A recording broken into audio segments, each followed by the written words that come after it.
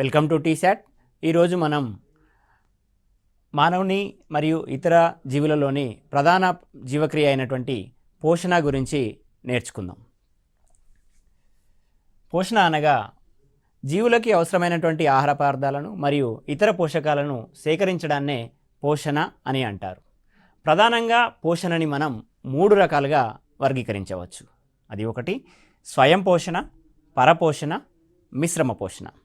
స్వయం పోషణ అంటే ఏమిటి, పరపోషణ అంటే ఏమిటి, అదేవిధంగా మిశ్రమ పోషణ అనగానేమి అనే విషయాలను కూలంకుషంగా ఒకసారి చూద్దాం. స్వయం పోషణ అనేటువంటి ప్రక్రియ చాలా ముఖ్యమైనది. ఎందుకంటే జీవరాశికి అవసరమైనటువంటి శక్తి అంతా కూడా మనకి ఈ స్వయం పోషణ అనే రకమైనటువంటి పోషణ ఆధారంగానే లభిస్తుంది. స్వయం పోషణ లోపల అకర్బన పదార్థాలను అనగా ఇనార్గానిక్ సబ్స్టాన్సెస్ ఏవైతే ఉంటాయో వాటిని వినియోగించుకొని పోషక పదార్థాలను తయారు చేయడాన్నే స్వయం పోషణ అని అంటారు. Inorganic substances for example carbon dioxide ఉంది, వాటర్ ఉంది. ఈ రెండు కూడా ఇనార్గానిక్ సబ్స్టాన్సెస్ అని అనుకుంటే ఈ రెండింటిని ఉపయోగించుకొని మొక్కలు సూర్యరశ్మిని కూడా ఆధారం చేసుకొని ఆహార పదార్థాలను తయారు చేసుకొని మొక్క లోపల నిల్వ చేసుకుంటాయి. ఆ నిల్వ ఉన్న ఆహారాన్ని ప్రథమ వినియోగదారులు, ద్వితీయ వినియోగదారులు ఉపయోగించుకొని వాటికి అవసరమైనటువంటి శక్తిని పొందుతున్నారు. సో ఈ విధంగా ఏవైతే అకర్బన పదార్థాలను ఉపయోగించుకొని పోషక పదార్థాలను తయారు చేసుకోవడాన్ని స్వయం పోషణ అని అంటారు.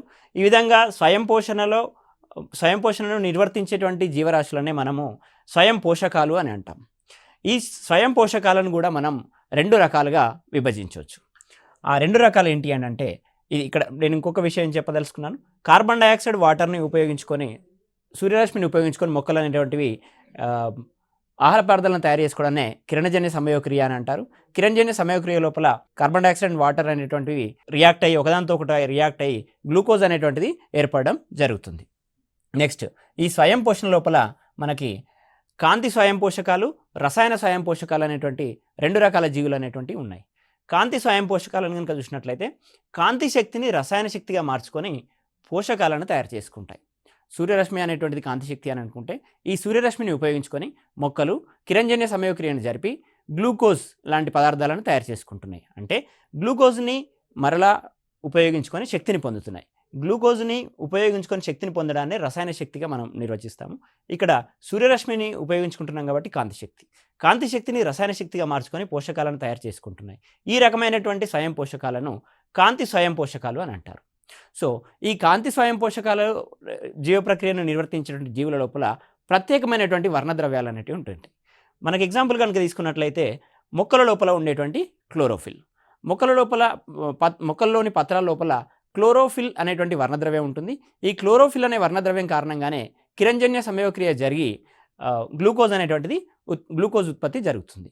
అదేవిధంగా కాంతి స్వయం పోషకాలతో పాటు మనకి ఉన్నటువంటి మరొక రకమైనటువంటి స్వయం పోషకాలు రసాయన స్వయం పోషకాలు.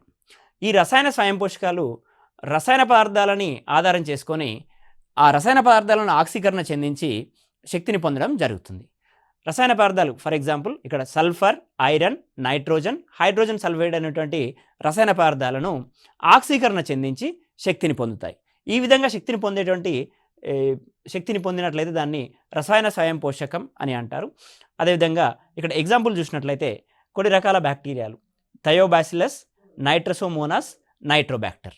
థయోబాసిల్లస్, నైట్రోసోమోనాస్, నైట్రోబ్యాక్టర్ అనేటువంటి బ్యాక్టీరియాలు రసాయన స్వయం పోషకాలుగా మంచి ఉదాహరణలు. ఎందుకనంటే ఇవి రసాయన పదార్థాలను ఆక్సీకరణ చెందించి శక్తిని పొందడం జరుగుతుంది. ఇది స్వయం పోషణ లోపల 2 రకాల స్వయం పోషకాలు, ఒకటి కాంతి స్వయం పోషకాలు, మరొకటి రసాయన స్వయం పోషకాలు. ఆ తర్వాత స్వయం పోషకాల తర్వాత మనం పరపోషణ గురించి చూసినట్లయితే స్వయం పోషకాల లోపల జీవులు అనేటువంటివి ఏ విధంగా తమకి అవసరమైనటువంటి ఆహారాన్ని సొంతంగా తయారు చేసుకోవడం జరిగిందో ఇక్కడ పరపోషణ లోపల తమకు కావలసిన ఆహార పదార్థాలను ఇతర జీవుల నుంచి సేకరించడాన్నే పరపోషణ అని అంటారు. ఇవి సొంతంగా ఆహారాన్ని తయారు చేసుకోలేవు, కానీ వాటికి అవసరమైనటువంటి ఆహారాన్ని వేరే జీవుల నుండి సేకరిస్తూ ఉంటాయి. సో ఈ రకమైనటువంటి పోషణను పరపోషణ అని అంటాం. ఈ రకమైన పరపోషణను జరిపేటువంటి జీవులను మనం పరపోషకాలు అని అనడం జరుగుతుంది. పరపోషకాల లోపల మనకి శాకాహారులు, మాంసాహారులు, సర్వభక్షకులు అనేటువంటి 3 రకాల పరపోషకాలు అనేటువంటి ఉంటాయి. శాకాహారులు అనగా కేవలం మొక్కలపై ఆధారపడి జీవనం గడిపేటువంటి జీవులనే శాకాహారులుగా మనం నిర్వచించడం జరుగుతుంది. అదేవిధంగా చిన్న చిన్న జంతువులపై ఆధారపడి వాటి మాంసాన్ని ఆహారంగా స్వీకరించేటువంటి జంతువులను లేదా జీవులను మాంసాహారులుగా పరిగణించడం జరుగుతుంది. కొన్ని రకాల జీవులు ఇటు శాకాహారులుగాను ఇటు మాంసాహారులుగాను వ్యవహరిస్తూ ఉంటాయి. ఆ రకమైనటువంటి జీవులను మనం సర్వభక్షకాలు అని అనడం జరుగుతుంది. అంటే సర్వభక్షకాలు ఇటు మొక్కలను ఆహారంగాను అదేవిధంగా చిన్న చిన్న జీవుల నుంచి మాంసాన్ని కూడా ఆహారంగా స్వీకరించడం జరుగుతుంది. అటువంటి జీవులనే సర్వభక్షకాలు అని అంటాం. శాకాహారులకి ఎగ్జాంపుల్ కనుక తీసుకున్నట్లయితే మనకి మొక్కలని ఆధారం చేసుకోటి బతికేటువంటి గొర్రెలు, మేకలు, అదేవిధంగా జింకలు లాంటి జీవులు శాకాహారులకి బెస్ట్ ఎగ్జాంపుల్స్ అయితే, మాంసాహారులను కనుక తీసుకున్నట్లయితే పులి, సింహము ఇవేవైతే జింకలోని మాంసాన్ని ఆహారంగా తీసుకుంటాయి కాబట్టి మాంసాహారులు. అదేవిధంగా సర్వభక్షకాలకి బెస్ట్ ఎగ్జాంపుల్ మానవుడు. ఎందుకంటే మనం ఆకుకూరలతో పాటు మాంసాహారులైనటువంటి కోళ్ళని, మేకలని ఆహారంగా తీసుకుంటాం కాబట్టి సర్వభక్షకాలకి బెస్ట్ ఎగ్జాంపుల్గా మనం మానవుడిని ఇవ్వవచ్చు. అదేవిధంగా ఈ పరపోషణని తిరిగి మరల మనము రెండు రకాలుగా విభజించవచ్చు. స్వయం పోషణ గురించి ఎక్స్ప్లెయిన్ చేయడం జరిగింది. తర్వాత పరపోషణ లోపల తిరిగి రెండు రకాలైనటువంటి ఉన్నాయి. రెండు రకాలు ఏంటి అని అంటే పూతికాహార పోషణ.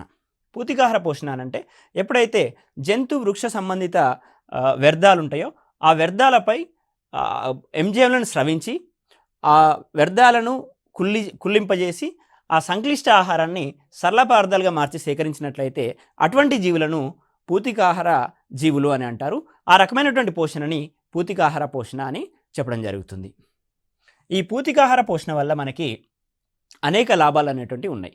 పూతికాహారాల వల్ల మనకి ఉన్నటువంటి లాభం ఏమిటి అని అంటే, జంతువులు మరియు వృక్ష సంబంధ వ్యర్థాలలో ఉన్నటువంటి ఏవైతే పదార్థాలు ఉంటాయో ఆ పదార్థాలను కుళ్ళింపజేసిన కారణంగా నేల సారవంతం కావడం జరుగుతుంది. మృత్తికలన్నీ కూడా సారవంతం కావడం జరుగుతుంది. అదేవిధంగా పర్యావరణ పరిశుభ్రత జరుగుతుంది. ఫర్ ఎగ్జాంపుల్, ఏవైనా చిన్న చిన్న జీవులు, ఎలుకలు, పిల్లులు లాంటివి చనిపోయినప్పుడు అవి భూమిపైన ఎక్కువ కాలం ఉండకుండా ఈ పూతికాహార జీవులు వాటిని కుళ్ళింపజేస్తాయి. కుళ్ళింపజేసిన కారణంగా పర్యావరణానికి పరిశుభ్రత, అదేవిధంగా పర్యావరణంలో పేరుకుపోయినటువంటి వ్యర్థ పదార్థాలను ఈ పూతికాహార జీవులు కుళ్ళింపజేసిన కారణంగా పర్యావరణ పరిశుభ్రత అనేటువంటి లాభం కూడా మనకి పూతికాహారాల వల్ల జరుగుతుంది. అదేవిధంగా ఖనిజీకరణ అనగా మినరలైజేషన్, వృక్ష జంతు సంబంధ వ్యర్థాలలో ఉన్నటువంటి మినరల్స్ ఏవైతే ఉన్నాయో అవి ఖనిజాలుగా మారేయడానికి అవసరమైనటువంటి బాధ్యతని ఈ పూతికాహార జీవులు నిర్వర్తిస్తున్నాయి. అందుకే ఈ జీవులను మనం ప్రకృతి పారిశుద్ధకారులు అని అంటాం. ఏమంటాం మనం? ప్రకృతి పారిశుద్ధకారులు, న్యాచురల్ స్కావెంజర్స్ అని ఈ పూతికాహార జీవులని పిలవడం జరుగుతుంది.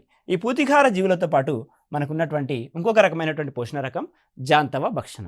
జాంతవ భక్షణ లోపల శరీర ఉపరితలం ద్వారా ద్రవ లేదా ఘన స్థితిలోని ఆహారాన్ని రేణువుల రూపంలో స్వీకరించడం. అంటే ఇది వీటికి ప్రత్యేకమైనటువంటి ఆహార సేకరణ అవయవాలు అనేటువంటివి ఉండవు. ఏవైతే శరీర ఉపరితలం ద్వారా మాత్రమే ద్రవ పదార్థాలను కానీ ఘనస్థితిలోని ఆహారాన్ని కానీ సేకరించడం జరుగుతుంది. దానికి ఉన్నటువంటి ఎగ్జాంపుల్ అమీబా. అమీబాకి ప్రత్యేకమైనటువంటి ఆహార సేకరణ అవయవాలు అనేటువంటివి ఏవి ఉండవు, కానీ అవి వాటి శరీర ఉపరితలం ద్వారా ద్రవ లేదా ఘనస్థితిలోని ఆహారాన్ని రేణువుల రూపంలో స్వీకరిస్తూ ఉంటుంది. సో జాంతవ భక్షణకి ఎగ్జాంపుల్గా మనం అమీబాని తీసుకోవచ్చు. అదేవిధంగా నెక్స్ట్ మనకున్నటువంటి పోషణ రకం మిశ్రమ పోషణ. ఈ మిశ్రమ పోషణ లోపల రెండు జీవులు కలిసి నివసించడం అనేటువంటిది జరుగుతుంది. ఒక్కొక్కసారి ఈ రెండు జీవులకి లబ్ధి చేకూరే విధంగాను లేదా ఒకటి లబ్ధి చెంది మరొకటి నష్టపోయే విధంగాను ఉంటుంది. సో ఈ రకమైనటువంటి పోషణని మిశ్రమ పోషణ అని పిలవడం జరుగుతుంది. ఈ మిశ్రమ పోషణని జీవులు రెండు లబ్ధి చెందుతున్నాయా లేదా ఒకటి లబ్ధి చెందడము మరొకటి నష్టపోవడం జరుగుతుందా అనే విషయాన్ని ఆధారం చేసుకొని మనం రెండు రకాలుగా విభజించవచ్చు. ఆ రెండు రకాలు ఏంటి అని అంటే సహజీవనము, పరాన్న జీవనము. సహజీవనము, దీన్నే మనం ఇంగ్లీష్లో సింబయాసిస్ అని చెప్పడం జరుగుతుంది. ఈ రకమైనటువంటి జీవనంలో రెండు కూడా లబ్ధి పొందుతాయి. అంటే ఈ రకమైన జీవనం చేస్తున్నటువంటి రెండు జీవులు కూడా లాభం చేకూరేటువంటి అవకాశం ఉంటుంది. దీనికి గల బెస్ట్ ఎగ్జాంపుల్ మానవుడు మరియు ఎషెరేషియా కొలై. ఈ ఎషెరేషియా కొలై అనేటువంటిది మానవుని జీర్ణాశయంలో ఉండేటువంటి ఒక రకమైనటువంటి బ్యాక్టీరియా. ఈ బ్యాక్టీరియా వల్ల మానవుడికి లాభం జరుగుతుంది, అదేవిధంగా మానవుడు తీసుకున్నటువంటి ఆహార పదార్థాలను సేవించడం ద్వారా ఎషరీషియా కొలైకి కూడా లాభం చేకూరడం జరుగుతుంది. ఈ విధంగా మానవుడు ఎషరీషియా కొలైపై, ఎషరీషియా కొలై అనేటువంటిది మానవుడిపై ఆధారపడి ఉంటాయి కాబట్టి ఈ రకమైనటువంటి సహజీవనంలో రెండు లబ్ధి చెందుతున్నాయి కాబట్టి దీన్నే మనం సహజీవనం లేదా సింబయాసిస్ అని చెప్పడం జరుగుతుంది. అదేవిధంగా ఇంకొక ముఖ్యమైనటువంటి ఎగ్జాంపుల్, చాలాసార్లు పరీక్షలో అడిగినటువంటి ఎగ్జాంపుల్ ఏంటి అని అంటే ఇది మొక్కల వేర్లు మరియు రైజోబియం బ్యాక్టీరియా. ఫాబేసి కుటుంబానికి చెందినటువంటి, పర్టికులర్గా ఫాబేసి కుటుంబానికి చెందినటువంటి మొక్కలలో ఈ రకమైనటువంటి సింబయాసిస్ని మనం చూడడం జరుగుతుంది. ఈ ఫాబేసి మొక్కల యొక్క వేర్ల లోపల బొడిపల రూపంలో రైజోబియం బ్యాక్టీరియా అనేటువంటిది ఉంటుంది.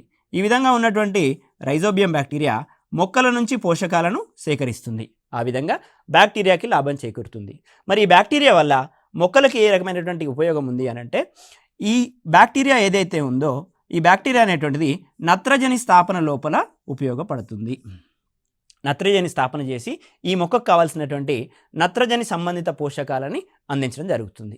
ఈ విధంగా మొక్క ద్వారా బ్యాక్టీరియాకి, బ్యాక్టీరియా ద్వారా మొక్కకు లాభం చేకూరుతుంది కాబట్టి దీన్ని సహజీవనానికి మనం బెస్ట్ ఎగ్జాంపుల్గా చెప్పవచ్చు. అదేవిధంగా శైవలాలు, శిలీంధ్రాలు రెండు కలిసి కూడా జీవనం సాగించడం జరుగుతుంది. శైవలాలు అనేటువంటి ఆహార సేకరణకు ఉపయోగపడితే, శిలీంధ్రాలు అనేటువంటి ఆధారాన్ని కలిగించడంలో ఉపయోగపడతాయి. ఈ విధంగా ఒక రకమైనటువంటి జీవులు ఆహార సేకరణకి, ఆహారాన్ని తయారు చేయడానికి, మరొక రకమైన జీవులు ఆధారం కల్పించడానికి, చిన్న చిన్న రాళ్లపైన ఆధారం కల్పించడానికి మరొక రకమైన జీవులు తోడ్పడుతుంది. ఆ రకమైన జీవులనే మనం లైకేన్లు అని చెప్పడం జరుగుతుంది. లైకేన్లు అనేటువంటివి ఇంతకుముందు కూడా పరీక్షలో అడగడం జరిగింది. లైకేన్ అనగా శైవలము మరియు శిలీంధ్రము కలిసి సహజీవనం చేయడాన్నే లైకేన్గా మనం పిలుస్తాం. ఇది సహజీవనంలో ఉన్నటువంటి బెస్ట్ ఎగ్జాంపుల్స్. అదేవిధంగా నెక్స్ట్ మనకి పరాన్న జీవనం ఉంది. సహజీవనం లోపల రెండు రకాల జీవులు లాభం చేకూర్చున్నట్టే ఇక్కడ పరాన్న జీవనం లోపల ఒకటి లాభపడుతుంది, మరొకటి నష్టపోవడం అనేటువంటిది జరుగుతుంది. ఈ పరాన్న జీవనం అనేటువంటిది మరలా రెండు రకాలు: అంతర పరాన్న జీవనం, బాహ్య పరాన్న జీవనం. పరాన్న జీవనం లోపల ప్రధానంగా మనము గుర్తుంచుకోవాల్సిన విషయము, రెండు జీవులు కలిసి పరాన్న జీవనం అనేటువంటిది పోషణలో భాగంగా ఉంటాయి. ఒక జీవి నష్టపోతూ ఉంటుంది, ఒక జీవి లాభం చేకూరుతూ ఉంటుంది. సో ఈ రకమైనటువంటి పరాన్న జీవనం లోపల రెండు రకాల పరాన్న జీవనాలు ఉన్నాయి: అంతర పరాన్న జీవనము, బాహ్య పరాన్న జీవనం. అంటే ఒక జీవి లోపల ఇంకొక జీవి జీవిస్తూ ఉంటే దాన్ని అంతర పరాన్న జీవనము అని అంటారు. అలా కాకుండా ఒక జీవి పైభాగంలో ఇంకొక జీవి ఆధారపడి జీవిస్తున్నట్లయితే దాన్ని మనం బాహ్య పరాన్న జీవనంగా పరిగణిస్తాం. ఈ రకంగా ఏలికపాము, ప్లాస్మోడియము, బద్దె పురుగు. ఫర్ ఎగ్జాంపుల్ ఏలికపాము కనుక తీసుకున్నట్లయితే ఇది మానవుని పేగులో ఉండేటువంటి ఏలికపాము మానవుని ద్వారా రక్తాన్ని, శ్లేష్మాన్ని, ఆహార పదార్థాలను సేకరించి జీవనం కొనసాగిస్తూ ఉంటుంది. ఏలికపాము ద్వారా మానవుడికి ఏ రకమైనటువంటి ఉపయోగం అనేటువంటిది ఉండదు.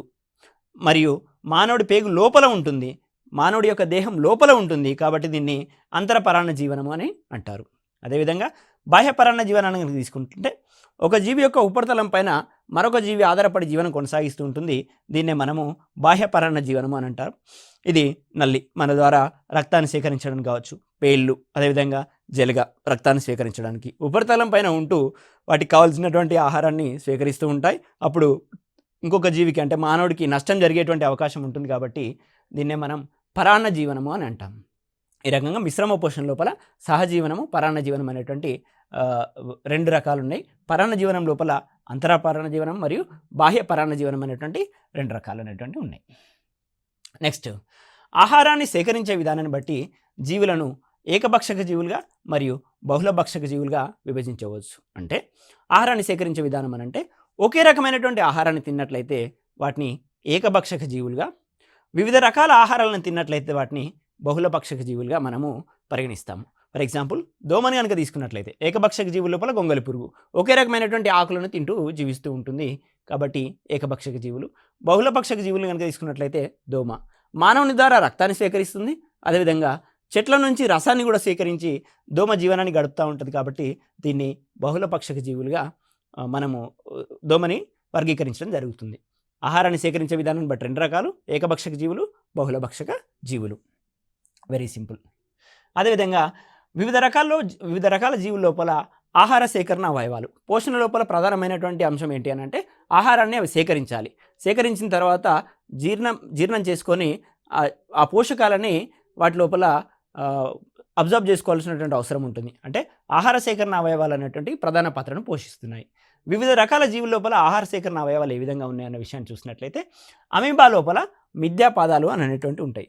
అమీబా ఫర్ ఎగ్జాంపుల్ ఇట్లా అమీబా ఉన్నట్లయితే ఒక ఆహార రేణువుని అమీబా సేకరించాలి అని అనుకుంటే ఒక రకమైనటువంటి మిథ్యాపాదాలు అని అంటారు. అంటే ఇవి నిజమైనటువంటి పాదాలు కాదు, కానీ మిథ్యాపాదాలు. ఈ మిథ్యాపాదాలు ఈ ఆహారాన్ని సేకరించడం కోసం ఈ రకంగా ఏర్పడి వీటిని మిథ్యాపాదాలు అని అనడం జరుగుతుంది. వీటిని పర్టికులర్గా మిథ్యాపాదాలు అని అనడం జరుగుతుంది. ఈ ఆహార రేణువును లోపలికి సేకరించడం కోసము ఈ మిథ్యాపాదాలు అనేటువంటివి దీన్ని ఇంగ్లీష్లో సూడోపోడియా అని అంటారు. నిజమైన పాదం కాదు, మిథ్యాపాదం. కాబట్టి ఈ ఆహార రేణువుని లోపలికి సేకరించడానికి ఏర్పడినటువంటి పాదాలనే మిథ్యాపాదాలుగా మనము పిలవడం జరుగుతుంది. అదేవిధంగా హైడ్రా లోపల స్పర్శకాలు అనేటువంటివి ఆహారాన్ని సేకరించడానికి ఉపయోగపడతాయి. నత్త లోపల రాడ్యులా అనేటువంటిది ఉంటుంది. ఈ రాడ్యులా అనేటువంటిది ఆహారాన్ని సేకరించడానికి ఉపయోగపడుతుంది. అదేవిధంగా మానవం లోపల ఆహార సేకరణ అవయవాలు ఏమైనా ఉన్నాయంటే అవి నోరు మరియు దంతాలు. మనం నోటి ద్వారా ఆహారాన్ని సేకరిస్తున్నాము, దంతాల ద్వారా వాటిని నమలడం జరుగుతుంది. నోరు దంతాలు అనేటువంటివి మానవం లోపల ఆహార సేకరణ అవయవాలు. ఇక్కడ కొన్ని విషయాలు ఇక్కడ ఇంపార్టెంట్గా చెప్పడం జరిగింది. ఏంటంటే అవి జలుగా మానవం నుంచి రక్తాన్ని సేకరించేటప్పుడు ఏ రక్తనాళం గుండానైతే రక్తాన్ని సేకరిస్తుందో ఆ రక్తనాళం లోపల రక్తం గడ్డకట్టకుండా ఉండడం కోసము హిరుడిన్ అనేటువంటి రసాయనాన్ని విడుదల చేసి రక్తం గడ్డకట్టడాన్ని నివారిస్తుంది. ఎందుకనంటే ఒకవేళ రక్తం గడ్డకట్టినట్లయితే జలుగా అనేటువంటిది రక్తాన్ని పీల్చలేదు, కాబట్టి రక్తం గడ్డకట్టకుండా ఒక రకమైనటువంటి రసాయనాన్ని జలుగా విడుదల చేస్తుంది. ఆ రకమైనటువంటి రసాయనం పేరే హిరుడిన్. పోటీ పరీక్షల్లో చాలాసార్లు అడగడం జరిగింది హిరుడిన్. అదేవిధంగా దోమ కూడా మానవుని పైన ఆధారపడి జీవిస్తూ ఉంటుంది. మానవుని నుంచి రక్తాన్ని సేకరిస్తూ ఉంటుంది. ఆ రక్తాన్ని సేకరించే క్రమంలో ఆ నాళం లోపల రక్తం గడ్డకట్టకుండా ఉండడం కోసము దోమ విడుదల చేసేటువంటి రసాయనమే హీమోలైసిన్. హీమ్ అనగా రక్తం అని అర్థం, లైసిన్ అనగా గడ్డకట్టడాన్ని నివారించేటువంటి ఒక రకమైనటువంటి శబ్దం. కావున దోమ విడుదల చేసేటువంటి రసాయనం అనేటువంటిది హీమోలైసిన్. ఈ విధంగా జలుగ విడుదల చేసే రసాయనం అనేటువంటిది హిరుడిన్, దోమ విడుదల చేసేటువంటి రసాయనం అనేటువంటిది హీమోలైసిన్. పోషణలో మనకి వానపాములు అనేటువంటివి ఘనరూపంలో ఉన్నటువంటి మట్టిని ఆహారంగా స్వీకరిస్తాయి. సో కుళ్ళుతున్న ఘనరూప మట్టిని ఆహారంగా తీసుకునేటువంటి జీవి ఏంటి అని అంటే దాన్ని మనము వానపాము అని అంటాము. ఈ వానపాము అనేటువంటిది అనిలిడా వర్గానికి చెందినటువంటి ఒక జీవి. ఈ విధంగా మనకి వివిధ రకాల జీవులు వాటి లోపల ఆహార సేకరణ అవయవాలు అనేటువంటివి ఉంటాయి. మానవం లోపల నోరు దంతాలు అనేటువంటివి ఆహార సేకరణ అవయవాలు. అదేవిధంగా అమీబాని ఇంతకుముందు చెప్పినట్లుగా అమీబా అనే జీవి వేళ్ళ వంటి మిథ్యాపాదాల సహాయంతో ఆహారాన్ని తీసుకుంటుంది. ఆ తీసుకునే విధానాన్ని సర్కంవెలేషన్ అని పిలవడం జరుగుతుంది. వెరీ ఇంపార్టెంట్ వర్డ్ సర్కంవెలేషన్ అనగా అమీబా అనేటువంటిది వేళ్ళ వంటి మిథ్యాపాదాల సహాయంతో ఆహారాన్ని తీసుకుంటుంది. దాన్నే మనం సర్కంవెలేషన్ అని పిలవడం జరుగుతుంది. నెక్స్ట్ మానవం లోపల నోరు దంతాలు అనేటువంటివి ఆహార సేకరణ అవయవాలని ఇంతకుముందే చెప్పుకోవడం జరిగింది. ఈ విధంగా నోటి ద్వారా ఆహారాన్ని లోపలికి తీసుకునే విధానాన్ని అంతర్గ్రహణం అని పిలవడం జరుగుతుంది. దీన్నే మనం ఇంజైషన్ అని ఇంగ్లీష్లో అంటాము. సర్కంవెలేషన్ అనేటువంటిది కూడా ఇంగ్లీష్ వర్డే. అంతర్గ్రహణం అనగా ఇంజెక్షన్ లేదా నోటి ద్వారా ఆహారాన్ని లోపలికి తీసుకోవడం. ఈ విధంగా సర్కంవెలేషన్కి మరియు ఇంజెక్షన్కి డిఫరెన్స్ చూసాము. ఆ తర్వాత మానవం లోపల ఆహార సేకరణ అవయవాలైనటువంటి దంతాల గురించి చూద్దాం. దంతాల గురించి అధ్యయనాన్ని ఓడంటాలజీ లేదా డెంటాలజీ అని పిలవడం జరుగుతుంది. దంతాల గురించి అధ్యయనం చేసే శాస్త్రాన్ని ఓడంటాలజీ లేదా డెంటాలజీ అని అంటాం. అదేవిధంగా ఈ దంతాలు అనేటువంటివి బాహ్యత్వచము మధ్యత్వచం నుంచి ఏర్పడతాయి. బాహ్యత్వచము మధ్యత్వచము అనేటువంటివి బాహ్యత్వచము మధ్యత్వచము అంతర్త్వచము అనేటువంటిది పిండం ఏర్పడే క్రమంలో ఏర్పడేటువంటి త్వచాలు. ఈ త్వచాల నుంచే వివిధ రకాల అవయవాలు అనేటువంటివి వ్యవస్థలు అనేటువంటివి ఏర్పడడం జరుగుతుంది. దంతాలు ప్రధానంగా బాహ్యత్వచము మరియు మధ్యత్వచం నుంచి ఏర్పడడం జరుగుతుంది. బాహ్యత్వచం నుంచి ఎనామిల్ అనేటువంటి పదార్థం ఏర్పడగా మధ్యత్వచం నుంచి డెంటిన్ అనేటువంటి పదార్థం ఏర్పడుతుంది. మరొకసారి వివరిస్తున్నాను. బాహ్యత్వచం నుంచి ఎనామిల్ అనేటువంటి పదార్థం ఏర్పడగా మధ్యత్వచం నుంచి డెంటిన్ అనేటువంటి పదార్థం ఏర్పడుతుంది. దంతాలు డెంటిన్ అనే పదార్థంతో ఏర్పడతాయి. మన దంతాలు ఏవైతే ఉన్నాయో ఆ దంతాల లోపల డెంటిన్ అనేటువంటి పదార్థం ఉంటుంది. Very important. దీన్ని ఓడెంటోబ్లాస్ట్ కణాలు లేదా దంతోత్పాదక కణాలు అని అంటాం. ఆ దంతోత్పాదక కణాలు డెంటిన్ అనేటువంటి పదార్థాన్ని ఏర్పాటు చేస్తాయి. ఈ డెంటిన్ అనే పదార్థంతో మన దంతాల నిర్మాణం అనేటువంటిది జరుగుతుంది. ఈ విధంగా బాహ్య మధ్యత్వచం నుంచి వరుసగా ఎనామిల్, డెంటిన్ అనేటువంటిది ఏర్పడుతుంది. డెంటిన్ని దంతోత్పాదక కణాలు ఏర్పాటు చేస్తాయి. ఈ డెంటిన్తోనే మనకి దంతాల నిర్మాణం జరుగుతుంది. డెంటిన్ పై పొరనే మనము ఎనామిల్ అని పిలవడం జరుగుతుంది. మానవ దంతాలు విషమదంతి రకానికి చెందినవి. అంటే మానవ లోపల ఒకే రకమైనటువంటి దంతాలు ఉండవు. మన దంతాల నిర్మాణం చూసినట్లయితే వారి నిర్మాణంలో మార్పులు ఉంటాయి. కొన్ని మాంసాన్ని చీల్చడానికి పనికొస్తాయి, కొన్ని ఆహారాన్ని నమలడానికి పనికొస్తాయి, కొన్ని ఆహారాన్ని మింగడానికి, కొన్ని ఆహారాన్ని కొరకడానికి పనికొస్తాయి. కావున మానవుని యొక్క దంతాలు అనేటువంటివి విషమదంతి రకానికి చెందినవిగా వర్గీకరిస్తారు. దీన్నే మనం హెట్రోడెంట్ అని కూడా పిలవడం జరుగుతుంది. ఇంకొక విషయం, చేపలలో సన్నగా పొడవుగా అన్ని దంతాలు కూడా ఒకే విధంగా ఉంటాయి. కాబట్టి ఈ రకమైనటువంటి దంతాన్ని మనం హోమోడాంట్ లేదా సమదంతి అని అంటాం. చేపలలో ఉండేటువంటి దంతాలు అనేటువంటివి కూడా పొడవుగా, సన్నగా అన్నీ ఒకే రకమైనటువంటి దంతాలు ఉంటాయి. కానీ మానవం లోపల దంత నిర్మాణం అనేటువంటిది వేర్వేరుగా ఉంటుంది. కాబట్టి దీన్ని విషమదంతి అని, దీన్ని సమదంతి లేదా హోమోడాంట్ అని పిలవడం జరుగుతుంది. సో మనకి ఎన్నిసార్లు దంతాలు ఏర్పడతాయి అనే విషయాన్ని కనుక చూసినట్లయితే మానవ జీవిత కాలంలో 2 సార్లు దంతాలు అనేటువంటివి ఏర్పడతాయి. మొదటగా ఏర్పడేటువంటి దంతాలను మనం పాలదంతాలను పిలుస్తాము. పాలదంతాలు కొంత వయసు వచ్చిన తర్వాత ఊడిపోయి తర్వాత మళ్ళా దంతాలు అనేటువంటివి రావడం జరుగుతుంది. ఆ వచ్చినటువంటి దంతాలు మన జీవితకాలం ఉంటాయి. వాటిని మనము శాశ్వత దంతాలను కూడా పిలవడం జరుగుతుంది. సో ఈ విధంగా 2 సార్లు దంతాలు రావడాన్ని ద్వివారదంతి అని అంటాం. ఇక్కడ 2 రకాల పదాలు. ఇంతకుముందు హెట్రోడాంట్ లేదా విషమదంతి అనే పదం వాడాము. ఇక్కడ ద్వివారదంతి అనేటువంటి మరొక పదం వాడుతున్నాము. ద్వివారదంతి అనగా మనకు 2 సార్లు దంతాలు వస్తాయి కాబట్టి ద్వివారదంతి అని అంటారు.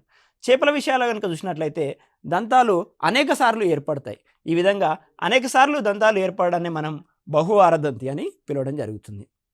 సో చేపలు అనేటువంటి నిమ్న సకశేరుకాలను ఎగ్జాంపుల్గా తీసుకొని, అదేవిధంగా మానవుని దంతాలకి నిమ్న సకశేరుకాల్లో ఉన్నటువంటి దంత వ్యవస్థలకి కలిగిన డిఫరెన్సెస్ని ఎక్స్ప్లెయిన్ చేయడం జరుగుతుంది. ఒకటి సమదంతి, ఇంకోటి ద్వివారదంతి. ఇక్కడ బహువారదంతి, అదేవిధంగా సమదంతి. ఈ రకమైనటువంటి పదాలు మనకు పోటీ పరీక్షలో తరచుగా అడుగుతున్నారు, అందుకోసమే వివరించడం జరిగింది. ఇక మానవుని యొక్క దంత నిర్మాణాన్ని కనుక పర్టికులర్గా చూస్తే మానవుని దంత నిర్మాణం లోపల మనకి 3 భాగాలు అనేటివి ఉంటుంటాయి. ఒక్కొక్క భాగం గురించి క్లియర్గా చూసేటువంటి ప్రయత్నం చేద్దాం. మొదటి భాగాన్ని కనుక చూసినట్లయితే మూలము.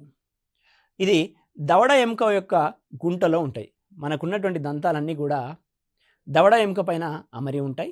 దవడ ఎముక యొక్క గుంటలో ఉండేటువంటి భాగాన్ని మనం మూలం అని పిలవడం జరుగుతుంది. మూలంలోని డెంటిన్ ఆవరించి సిమెంట్ పదార్థం ఉంటుంది. మనం ఇంతకుముందే చెప్పుకున్నట్లు మానవుని యొక్క దంత నిర్మాణం అనేటువంటిది డెంటిన్ అనేటువంటి పదార్థం చేత జరుగుతుంది. ఆ డెంటిన్ని ఆవరించి ఒక రకమైనటువంటి సిమెంట్ పదార్థం అనేటువంటిది ఉంటుంది. ఆ సిమెంట్ పదార్థమే మూలానికి దవడ ఎముక మధ్యలో సిమెంట్ పదార్థంగా పనిచేస్తుంది. ఓకేనా. మానవుని యొక్క దంత నిర్మాణంలో మొదటి భాగము మూలము, ఆ తర్వాతి భాగము గ్రీవము. ఈ గ్రీవం అనేటువంటిది దంతం యొక్క మధ్య భాగం. ఈ మధ్య భాగాన్ని ఆవరించి చిగురు అనేటువంటిది ఉంటుంది. మనం అబ్జర్వ్ చేస్తూనే ఉంటాం, దీన్ని గమ్ అని అంటాం. సో ఈ మధ్య భాగం అనేటువంటిది చిగురుతో కప్పబడి ఉంటుంది. సో మీరు అప్పుడు అర్థం చేసుకోవచ్చు, మూలం అనేటువంటిది దవడ ఎముక యొక్క లోపల ఉండిపోతే ఆ మూలం తర్వాత ఉన్నటువంటి గ్రీవం అనేటువంటిది చిగురుతో కప్పబడి ఉంది. ఈ 2 భాగాల తర్వాత మనకున్నటువంటిదే కిరీటము, సహజంగా మనకు బయట కనిపించేటువంటి దంత భాగం. కిరీటం అనేటువంటిది పైన కనపడేటువంటి భాగం. దీన్ని కప్పుతూ ఉండే మెరిసే పొరనే మనము ఎనామిల్ అని అంటాము.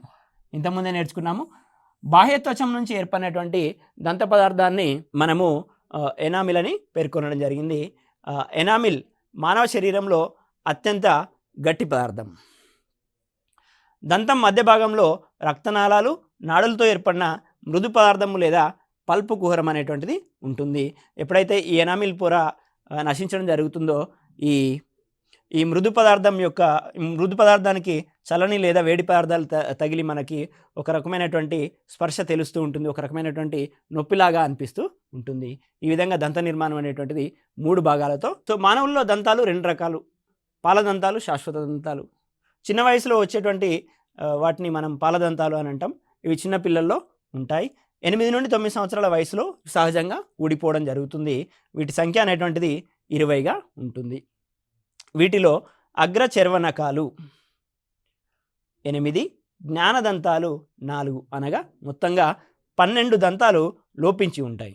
పాలదంతాలకి శాశ్వత దంతాలకి డిఫరెన్స్ ఏంటి అని అంటే, అగ్రచర్వనాకాలు అనేటువంటివి 8, జ్ఞానదంతాలు అనేటువంటివి 4, అనగా మొత్తం 12 అనేటువంటి దంతాలు లోపించి ఉంటాయి. వీటిని మనం పాలదంతాలు అని చెప్పడం జరుగుతుంది. నెక్స్ట్ మనం శాశ్వత దంతాల గురించి చూసినట్లయితే, శాశ్వత దంతాలు మనకు చనిపోయే వరకు ఉంటాయి. వీటి సంఖ్య 32. మనకు తెలుసు మానవం లోపల సహజంగా ఉండేటువంటి దంతాల సంఖ్య 32. వీటిని లెక్కించడానికి ఉపయోగించే సూత్రము దంత సూత్రము. శాశ్వత దంతాలను కనుక చూసినట్లయితే, శాశ్వత దంతాల యొక్క దంత సూత్రము 2123 డివైడెడ్ బై 2123 అని ఇక్కడ ఇవ్వడం జరిగింది. అంటే ఇప్పుడు మనకి దంత వ్యవస్థలు అనేటువంటివి ఈ విధంగా కింది యొక్క భాగాన్ని కనుక తీసుకున్నట్లయితే, ఈ సగభాగాన్ని, ఇది కింది దవడ ఉన్నటువంటి దంత వ్యవస్థ అనుకున్నట్లయితే, ఈ సగభాగం లోపల 2, 1, 2, 3గా మనకి దంత వ్యవస్థ అనేటువంటిది ఉంటుంది. అదేవిధంగా ఇటువైపు కూడా 2, 1, 2, 3గా ఉంటుంది. ఇది కింది దవడకు సంబంధించింది కాబట్టి పై భాగంలో ఉండేటువంటి మరొక 2, 1, 2, 3, మరొక 2, 1, 2, 3 మొత్తంగా లెక్కించినట్లయితే మనకి 32 దంతాలు అనేటువంటివి మనకు ఉంటాయి. 2, 1, 2, 3, 2, 1, 2, 3. అదేవిధంగా ఒకవేళ పాలదంత సూత్రాన్ని కనుక చూసినట్లయితే మనకి ఇక్కడ 2, 1, 0, 2. సో ఇంతకుముందు ఏదైతే లోపించి ఉంటాయని అన్నామో అవి లోపించినవి ఇక్కడ మనకు కనిపిస్తూ ఉంటాయి. సో 2, 1, 0, 2 అనేటువంటిది ఈ పాలదంతాలకు సంబంధించినటువంటి దంత సూత్రం అయితే, 2, 1, 2, 3 బై 2, 1, 2, 3 అనేటువంటిది శాశ్వత దంతాలకు సంబంధించినటువంటి దంత సూత్రము. సో ముఖ్యంగా దంతాలు అనేటువంటివి 4 రకాలు. ఈ 4 రకాల దంతాలను కనుక చూసినట్లయితే కుంతకాలు, రదనికలు, అగ్రచర్వనకాలు, చర్వనకాలుగా విభజించడం జరిగింది. కుంతకాలు, వీటిని ఒక్కొక్క దంతాల గురించి క్లియర్గా చూద్దాం. కుంతకాలు అనేటువంటివి ఆహారాన్ని కొరకడానికి ఉపయోగపడేటువంటి దంతాలు. మనకు ముందు భాగంలో ఉండేటువంటి దంతాలనే కుంతకాలు అని అంటాము. కొరకడానికి ఉపయోగపడుతున్నాయి కాబట్టి వీటిని కొరకు పళ్ళు లేదా కత్తెర పళ్ళు అని అంటాము. అదేవిధంగా వీటి యొక్క ఆకారాన్ని కనుక చూసినట్లయితే ఇవి ఉలి ఆకారంలో ఉండడం జరుగుతుంది. వీటి సంఖ్య 8. మనం ఇంతకుముందుకు దంత వ్యవస్థల లోపల 2, 1, 2, 3 అని అనుకున్నాం కదా. సో ఇక్కడ 2, ఇక్కడ 2, అదేవిధంగా పై భాగంలో 2, 2, 4, 4 మొత్తంగా వీటి సంఖ్య 8గా ఉంటుంది. సో ఏనుగులోని దంతాలు ఏవైతే పెద్దవైన దంతాలు ఉన్నాయో ఆ దంతాలు ఈ కుంతకాల యొక్క రూపాంతరం చెందినటువంటి దంతాలే. కుంతకాలు రూపాంతరం చెంది ఏనుగు లోపల పొడవైన దంతాలుగా ఏర్పడడం జరుగుతుంది. నెక్స్ట్ చూసినట్లయితే రదనికలు. ఇవి మాంసాహారంలో మాత్రమే అభివృద్ధి చెంది ఉంటాయి. ఏవైతే కుంతకాలు ఉన్నాయో కుంతకాల పక్కన ఉండేటువంటి, మనం ఇంతకుముందు దంత వ్యవస్థ లోపల 2, 1, 2, 3 అని అనుకున్నాం కదా. ఈ 2 అనేటువంటివి కుంతకాలు అనుకుంటే, ఈ 1 అనేటువంటిదే రదనికలకు సంబంధించినటువంటిది. ఈ రదనికలు ఏం చేస్తాయనంటే ఆహారాన్ని చీల్చడానికి ఉపయోగపడతాయి. సహజంగా మాంసాన్ని చీల్చడానికి ఉపయోగపడుతూ ఉంటాయి. మాంసాన్ని తీసుకునేటువంటివే మాంసాహారులు. కాబట్టి ఈ చీల్చడం అనేటువంటి ఏదైతే విషయం ఉందో, దృగ్విషయం ఉందో, ఆ చీల్చడం అనేటువంటిది కేవలం మాంసాహారుల్లో మాత్రమే ఉంటుంది. అందుకే వీటిని చీల్చుదంతాలు లేదా కూరపళ్ళు అని అంటాం. వీటి సంఖ్య 4. నెక్స్ట్ మనం చూసినట్లయితే శాకాహారంలో ఇవి లోపించి ఉండడం వల్ల ఏర్పడే ఖాళీ ప్రదేశాన్ని మనము డయాస్టీమా అని అంటాం. వాల్రస్లో పొడవైన దంతాలు, పాములోని కూరపళ్ళు వంటి రూపాంతరాలే. అగ్రచర్వనకాలు కనుక చూసినట్లయితే ఆహారాన్ని నమలడానికి ఉపయోగపడతాయి కాబట్టి వీటిని నమిలే దంతాలు అని అంటాం. వీటి సంఖ్య 8. నెక్స్ట్ మనం చర్వనకాలు. వీటి యొక్క సంఖ్య 12గా ఉంటుంది. ఆహారాన్ని లోపలికి విసరడం వల్ల వీటిని విసురు దంతాలు అని అంటాం. 15 నుంచి 20 సంవత్సరాల వరకు 8 మాత్రమే ఉంటాయి. ఆ మధ్యకాలంలో కొత్తగా 4 ఏర్పడతాయి కాబట్టి వాటిని మనము జ్ఞానదంతాలు అని అంటాం. అగ్రచర్వనకాలు, చర్వనకాలు 2 కలిపి దవడదంతాలుగా పేర్కొనడం జరుగుతుంది. ఇది పోషణకి, వివిధ జీవుల్లో ఉన్నటువంటి పోషణకి సంబంధించినటువంటి అంశాలు. అదేవిధంగా మానవం లోపల ఆహారాన్ని సేకరించేటువంటి అవయవాలు. Thank you one and all.